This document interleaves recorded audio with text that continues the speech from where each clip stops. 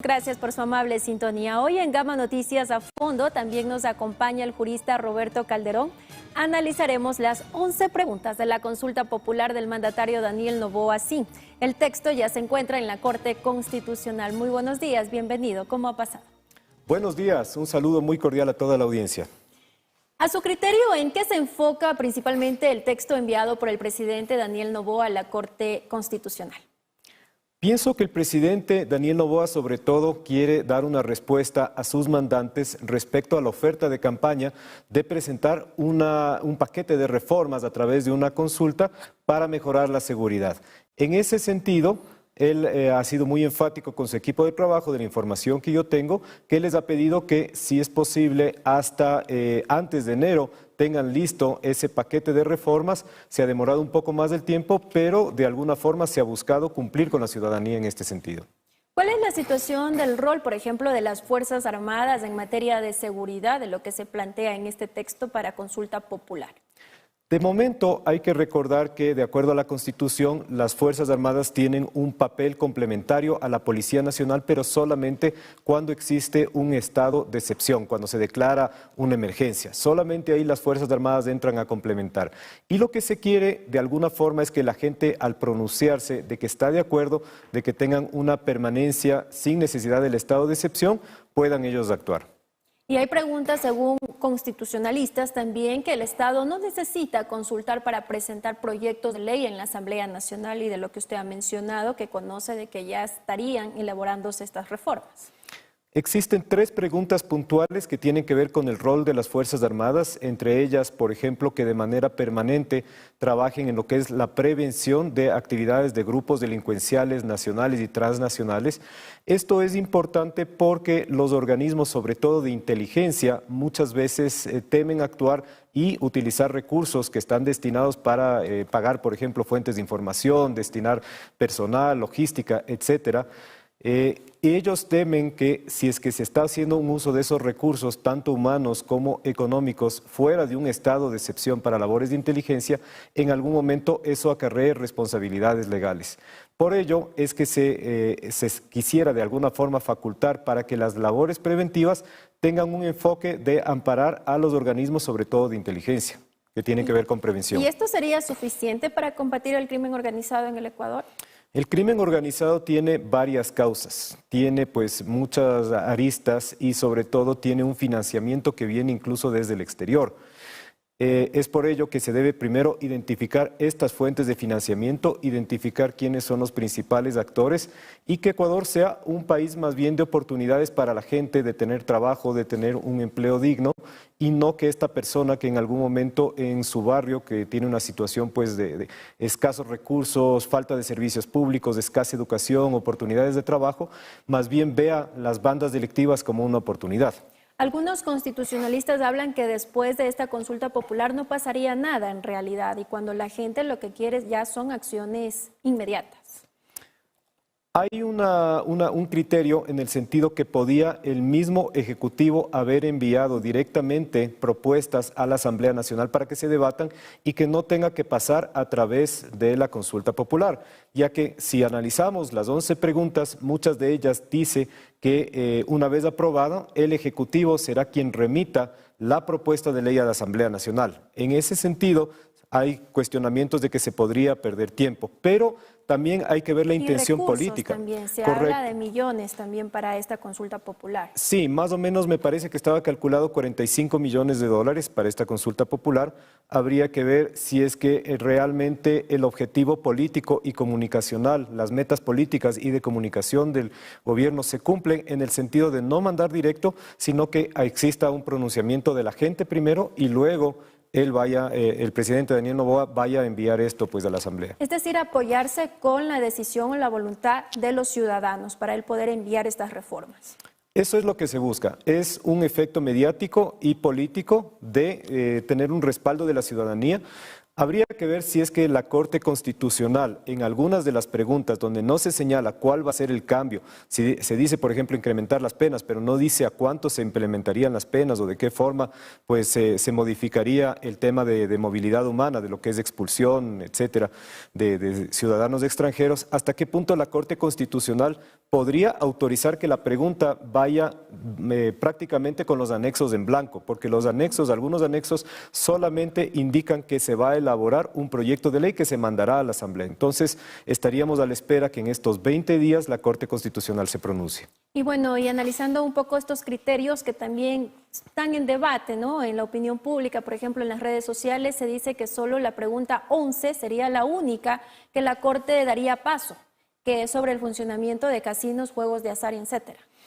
Aquí existe una circunstancia que es bastante interesante y es que se votó ya en mayo del año 2011 la eliminación de casinos y salas de juego. Entonces ya tuvimos una consulta al respecto en que la gente se pronunció y estaríamos preguntando algo sobre lo que ya se consultó anteriormente. Cabe una reflexión, si es que entonces la gente ya se pronunció por no permitir la extradición de ciudadanos ecuatorianos inmersos en actividades de narcotráfico, lavado de activos, etcétera, a países extranjeros, podríamos incluso volver a preguntar lo mismo, si es que estamos preguntando algo que ya se ha consultado antes. Entonces, hago nada más esa reflexión. Y una de las preguntas también propone una auditoría patrimonial de los jueces a cargo de la Judicatura y la Contraloría. En ese caso, ¿cuáles son los cambios en la ley de extinción de dominio?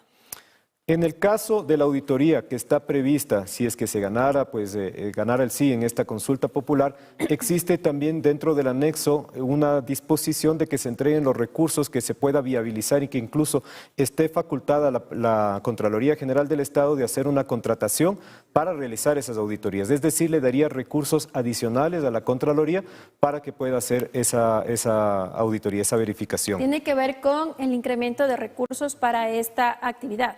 Correcto, porque si le damos un rol extraordinario de hacer de golpe un montón de auditorías a todos los funcionarios judiciales, no tiene la Contraloría General del Estado los recursos, por lo que esta pregunta de alguna forma facilitaría que se puedan entregar los recursos.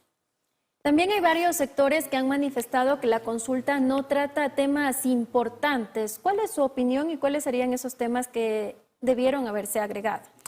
Si es que existiera una pregunta que debería constar para consultarse a la gente sería, por ejemplo, el incremento de penas cuando se dirigen actividades ilícitas contra personas que operan dentro del sistema de justicia. Por ejemplo, incrementar al doble la pena cuando exista un sicariato o lesiones en contra o amenazas incluso en contra de servidores judiciales, como pueden ser fiscales, jueces o incluso el caso de abogados que están llevando causas penales. Si es que existe pues actos criminales en su contra, que la pena sea el doble, para que de alguna forma se desincentive este tipo de actividades que hemos visto que han incrementado en los últimos años. También, por ejemplo, lo del CPCCS, lo de los partidos políticos, muchos dicen que se debió haber agregado estas preguntas nuevamente. En el caso del Consejo de Participación Ciudadana y Control Social, así como rol, por ejemplo, del Consejo de la Judicatura, nos vemos con un problema y es que se necesitaría una reforma constitucional. Y si es que afectamos uno de los elementos constitutivos del Estado, se necesitaría incluso una asamblea constituyente. Así es que no creo que el rol del Consejo de Participación Ciudadana pues, está en esa línea, en esa cuerda floja en que podría la Corte Constitucional inadmitir la pregunta, porque se refiere a más bien modificar un elemento constitutivo del Estado. Reducir, por ejemplo, el número de partidos políticos, la independencia de la Fiscalía también.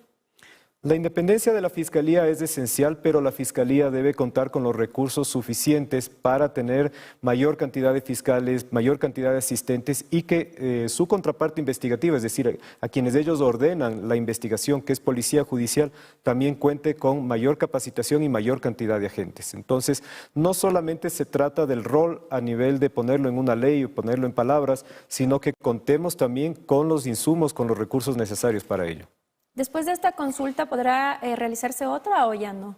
Sí, el Código de la Democracia permite que se pueda hacer las consultas que sean necesarias y creo que sí va a ser necesario que el gobierno siga trabajando en pro de mejorar la seguridad si es que considera que la consulta es el camino idóneo. Desde el retorno a la democracia llevamos casi 12 consultas populares. y llevamos desde que somos una república un sinnúmero de constituciones, así es que pensamos a veces que cambiar las letras, que cambiar la ley nos va a mejorar las condiciones de vida, cuando en realidad no estamos atacando las circunstancias por las cuales se producen los fenómenos sociales, dentro de ellos la criminalidad. En estas 11 preguntas, ¿dónde de pronto predomina esto de incentivar el empleo en el país? De que también ha mencionado uno de los objetivos del presidente Daniel Noboa, pero ¿cuáles de estas preguntas impulsan a esa situación de impulsar el empleo en el país? La única pregunta, de acuerdo al decreto ejecutivo, que está mencionando que tiene como finalidad el incrementar el empleo, se refiere a los casinos. Y aquí yo creo que hubo un lobby bastante fuerte de que se incluya dentro del paquete de reformas que tienen que ver con seguridad el tema de los casinos. A lo mejor pues existe parte del sector hotelero que tiene como mira que puedan reabrirse los casinos y que de alguna forma eso daría empleo a la gente y fomentaría algo de ingresos por el turismo. Pero el turismo no va a venir a Ecuador si es que ve que se incrementan las cifras de delincuencia, si es que está considerado como un país peligroso. Entonces es una estrategia global que va de la mano. Pienso que si bajamos las tasas de inseguridad, sí va a venir turismo y el turismo va a generar fuentes de empleo. Ya para finalizar, ¿cuál será el rol de la Asamblea Nacional en este punto también? El presidente Daniel Noboa tiene de momento una coyuntura favorable en la Asamblea Nacional, tiene un pacto que le va a facilitar gobernabilidad, así es que tiene que poner el acelerador a fondo para enviar los proyectos de ley que considere necesarios antes de que alguna circunstancia pueda poner en peligro este pacto que existe en la Asamblea. Tiene los votos, así es que la cosa es hacerlo. Muchísimas gracias por esta entrevista, que tenga un excelente día. Muchas gracias, un gusto estar aquí.